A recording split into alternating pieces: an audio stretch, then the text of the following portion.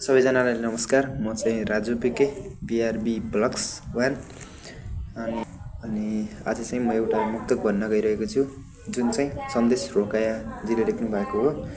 उहाँको मुक्तक चाहिँ यसरी सुरु हुन्छ।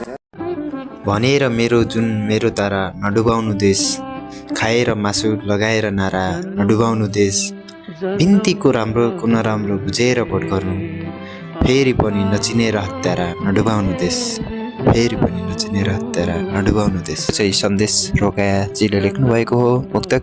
तपाईहरुलाई कस्तो लाग्यो लाइक कमेन्ट सेयर गरिदिनु होला र यस्तै भिडियो र यस्तै मुक्तकहरु सुन्नको लागि तपाईहरुले कमेन्ट बक्समा भनिदिनु होला कस्तो लाग्यो, त्यही अनुसार प्रतिक्रिया जनाइदिनु होला भन्दै यो भिडियो यति नै। र मेरो च्यानललाई सब्स्क्राइब गर्न चाहनुहुन्छ भने बिआरबी ब्लग्स 1 युट्युबमा गएर सर्च गरेर सब्स्क्राइब गरिदिनु होला। धन्यवाद।